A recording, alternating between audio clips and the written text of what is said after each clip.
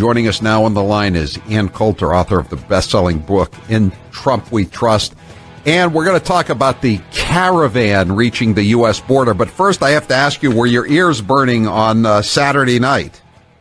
No, why? You didn't hear? You don't know this? Listen to this. This is that comedian, that reputed comedian, Michelle Wolf. Listen. And I'm never really sure what to call Sarah Huckabee Sanders. You know, is it Sarah Sanders? Is it Sarah Huckabee Sanders? Is it Cousin Huckabee? Is it Auntie Huckabee Sanders? Like, what's Uncle Tom but for white women who disappoint other white women? Oh, I know, Aunt Coulter.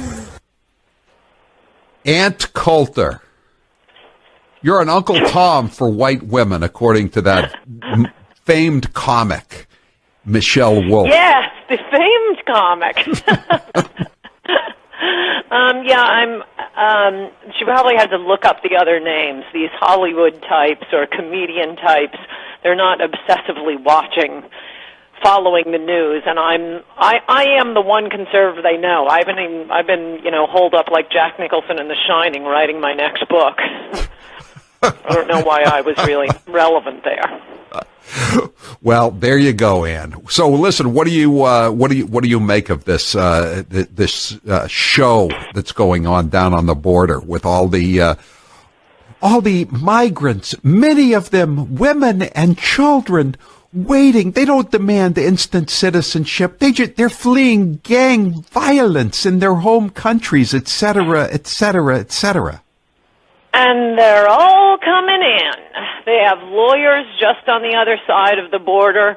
These, people without borders. It's a political movement. They're telling them what to say. Just step across. Say you're claiming asylum. Say you're worried you'll be killed if you go back. And they get a little box lunch and a bus into the United States under President Trump. It's been a big thing for the left to claim, oh, he's going senile, he's mad, we have to remove him under the 25th Amendment, which I've thought is nonsense, but I'm starting to wonder if he remembers his own inauguration, because Trump is just giving speeches as if he has no idea he's the president, denouncing this caravan that he is doing nothing to stop. Well, I mean, they're not letting them in. They're saying that the processing center is full, right? I mean, yeah, that'll last about a week. They're all coming in, Howie, under President Trump, which I was sure he had become president, but it looks like Jeb ! Became president. No, ! Jeb ! Thank you for the correction. Spell it correctly. And that first one is upside down, by the way. Yes. No, it's a disaster. It's an unmitigated disaster. Look, this isn't what we voted for. It couldn't be clearer. I mean, I keep waiting for him to notice the midterm elections are coming.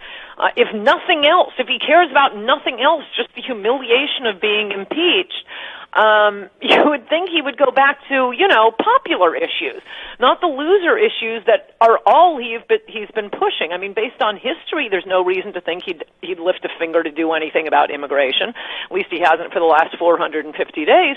But he doesn't have much time. It's midterm elections bearing down like a freight train. You might want to go and do something, because I'm telling you, if he shut down the government and just started building the wall, if he took this invasion and treated it as what it is, an act of war, you wouldn't have to worry about a blue wave. And where do they get the money for these buses? They're all on buses, and some of them are fairly large, if you know what I mean. It's not like they appear to have been denied. They don't appear to have been denied any food in El Salvador or Honduras, wherever they're coming from. And by the way, if these people are going to be such a boon for the economy, why hasn't Mexico tried to keep some of them in Mexico? Why haven't they had recruiters out there? Contrary to the President Trump tweet a few weeks ago saying, yep, we put pressure on the Mexican government. They're stopping the caravan. Don't worry, everybody. The caravan has been stopped. That isn't what Mexico did at all. They gave them visas. They have 20 and 30-day passes because they figure, well, that's enough time to make it up to the American border. They're being ushered border. There are huge billboards on the other side of the border, alerting them to the existence of the lawyers groups who are there telling them what they need to say, and what to expect at the checkpoint. We're going to get you all in, and they're also, which if nothing else, you'd think this would get the President Jeb's attention. They're all laughing at him. They're laughing at him, including this guy, 39-year-old illegal who was living in Atlanta. He was deported by Obama, and he's telling the British Daily Mail, "Ha ha, Trump, see you in a few weeks." Yeah, there's three. I got a text here from 301 area code. The people fleeing gang violence, quote unquote, have brought it to my neighborhood. We now have MS-13, the Mexican mafia, and others. I mean, what about the humanitarian concerns? I just asked this question of the American people. They're talking about this as a humanitarian crisis. How about for the 300 million American citizens who grew up in a fairly law-abiding society, which is now being shredded by gang violence and drugs and welfare dependency? Yes, no, that's absolutely right. We're sinking the lifeboat. I mean, you can feel sorry for these people growing up in, being born into horrible, corrupt, crime-ridden, gang-controlled, monopolistic, extremely income inequality. I mean, the rich in these countries live, like speaking of today, Nigerian prince. But if we bring them all here, there's no place left to flee to. And that's what we're doing. This is what got Trump elected. Did you see that speech in Michigan over the weekend? It's unbelievable, Howie. It's unbelievable. He's talking about bringing in guest workers, I quote, to do your jobs. I quote, guest workers to do your jobs. What do you want me to say, Ann? The thing is, he can't. Don't you think he would like to build? He's got to put pedal to the metal on immigration. He's got to throw out everyone working for him. That Mark Short, start with his family members and then get to Mark Short. Kelly and his little friend Kristen Nielsen at Homeland, and just let Stephen Miller start running the country, or this is going to be a blue wave like we haven't seen before. 781, ask Ann about the international asylum laws. Aren't you supposed to seek asylum in an adjacent country, not 2 or 3 countries over where they have a bigger welfare system? That is correct. But if you step into the country and claim to be a refugee, we can't throw you out. Why don't we change that law? Well, I don't know. Just if only we had a president who wanted to change that law. But he's busy, running off dealing with Nigeria's but seriously, though, Ann, I mean, making Nigeria great again. How do you think and ran on making South Korea great again, and ran on making Israel great again, and making China great again, and France great again. But let's forget, he'll never get around to making America great again. I would love to change the asylum law and just say, just because you claim you're fleeing gang violence when you're really fleeing the violence of having to have a job. I mean, I'd love to repeal that law, but how are you going to get that? Forget Chuck Schumer and Nancy Pelosi. How are you going to get that one past Mitch McConnell and Paul Ryan? Trump came into office with more power than any president in my lifetime, more than Obama. He had the people behind him. He had the entire, he had Mitch McConnell and Paul Ryan against him. He won their states. He had the donors against him. He had Wall Street against him. He had both Fox News and MSNBC against him. And he won. Why? Because he had the American people behind him, and they didn't care about anything. They don't even care about Access Hollywood tape. And now he's just giving it all away.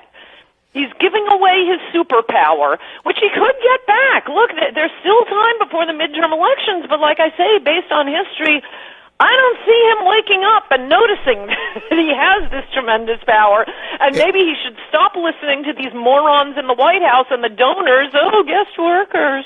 802, ask Ann if she would rather have Hillary. Okay, yeah, I said about a month into Trump's presidency, campaign slogan idea for 2020, I'm still not Hillary Clinton. If that's all you have to cling to, do I care if it's Mike Pence? Why, no, I don't. Do you think Mike Pence would be tougher on a wall? Mike Pence would still have to. He would still have to deal with toughness. Yeah, he would still have to deal with he would still have to deal with the Republicans in Congress who are controlled by Donahue in the Chamber of Commerce. Okay, we've had 450 days. Trump has not lifted one finger on immigration. Would Pence be worse than that? Not possible. Therefore, at this point, the only thing we're getting out of the Trump presidency is the judges. Trump doesn't know a judge from a dog catcher. He's getting his recommendations from the Federalist Society, and so will Mike Pence. No, the only danger, if and this is, I'm only talking assuming that nothing changes in the next, 80 days or however many until the midterm election. I'm very bad at math, whatever it is. I guess it's more like 110, but whatever. If there's no change, that's what I'm talking about. I do still think there's time for him to come back. And look, we've reeled him back before. You remember, he wasn't president then, and he'd come back to us more often, but he'd go off the reservation during the campaign, too. I don't think it's helping to keep saying, oh, it's 3D chess. No matter what he does, we had to swat him down and bring him back, but he had such uncanny instincts for what was popular and what he should do, and concentrate on America being great. If he does that between now and Election Day, if he stages a huge fight, if he makes both Republicans and Democrats vote on ending this nonsense refugee law we have, make them vote on a wall. Let's see them face the voters after voting against a wall, after voting that we can have caravans and caravans of the poorest people in Latin America come. Make them vote on it. He's not even making it difficult for the Democrats. No one is even introducing any legislation, are they, to do away or to change these ridiculous refugee? I wonder if the president could have any effect on that. Did anybody introduce, Ronald Reagan's tax bill? Well, I'm sure somebody did, didn't they? Who's because pushing he came in and pushed for it, and it was the same thing with Obama and healthcare. He said, I want a healthcare bill. He had people in his White House working on it. He said, this is what I'm going to do.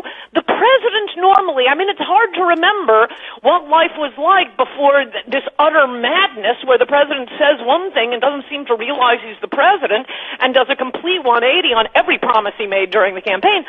The president usually drives the agenda. Here, he's just, I'll let Paul Ryan do it because he's been so successful. Yeah, Paul Ryan didn't. I wonder if Paul Ryan even voted for him, honestly. I know. Well, but McCain vowed that he wasn't. Yeah, I know. And Coulter, you want to promote your book, your current book? Yes, anyone who wants to run for president and win and actually keep his promises will go down as the greatest president in history and will be on Mount Rushmore if he follows the advice, the model, the prototype I describe in Trump We Trust, E pluribus awesome. All right. Thank you, Ann Coulter.